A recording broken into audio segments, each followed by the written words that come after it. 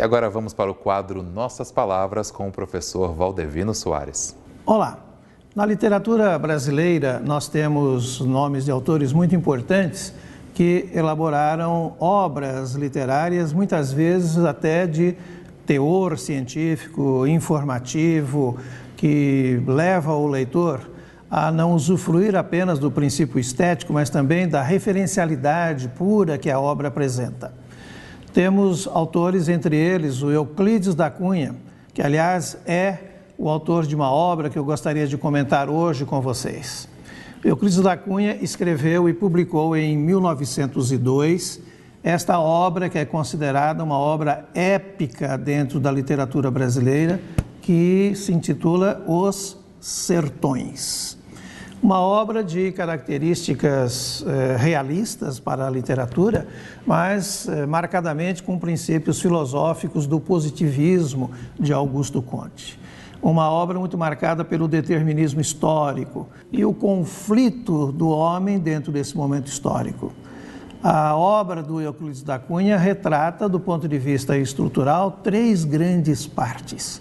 A primeira delas é a terra, em que ele faz uma descrição completa, minuciosa de todas as condições climáticas, de todos os tipos de solo, de todos os tipos de rocha, da vegetação, do tipo de vegetação que nós encontramos nessas regiões. A terra funciona dentro da obra do Euclides da Cunha como uma espécie de cenário. Dentro desse cenário ele vai colocar o ser humano. A segunda parte da obra do Euclides da Cunha se chama o homem. Então veja, a primeira a terra, a segunda o homem. Que homem ele caracteriza aí?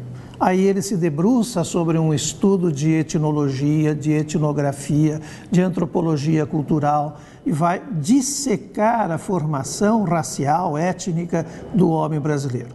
Então ele tem o perfil do jagunço, ele tem o perfil do sertanejo, ele tem o perfil do gaúcho, ele tem o perfil, enfim, de todas as possibilidades étnicas, os múltiplos cruzamentos étnicos que nós encontramos dentro da cultura brasileira.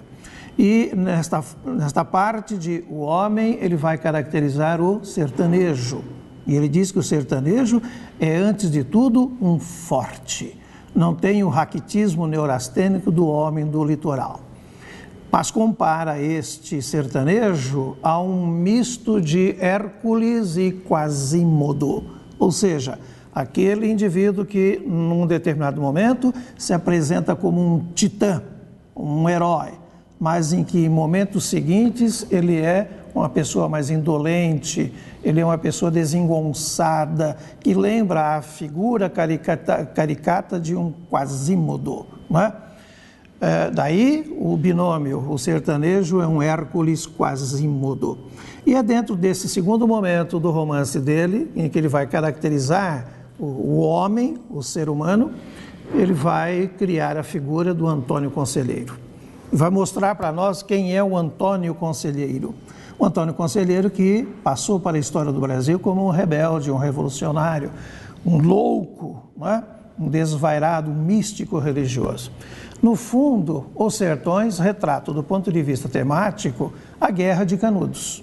A guerra que aconteceu entre os seguidores de Antônio Conselheiro e as forças expedicionárias do Exército Brasileiro, no Recôncavo Baiano, na cidade de Canudos. E a terceira parte da obra do Euclides da Cunha é exatamente o conflito, a luta. De modo que nós temos aí a trilogia montada. A terra, o homem, a luta. O meio, a raça, o momento.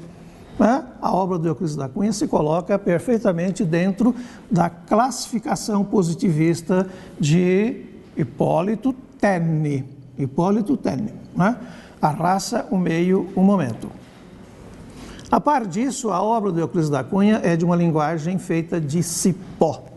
Aquela linguagem que usa a palavra, que dá força à palavra.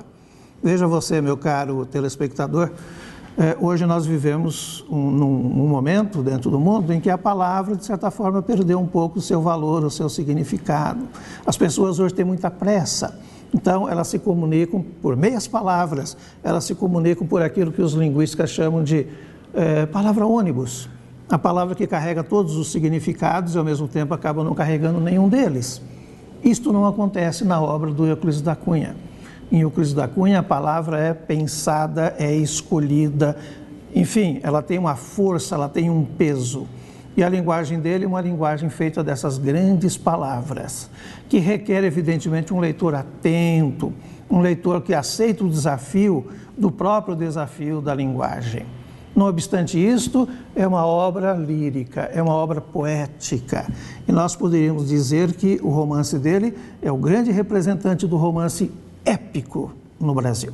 Leia Euclides da Cunha, leia Os Sertões. E depois fale do seu espanto diante da obra. Mande a sua sugestão, as suas observações para o nosso e-mail que aí está, tvuniban@uniban.br. Obrigado, até a próxima.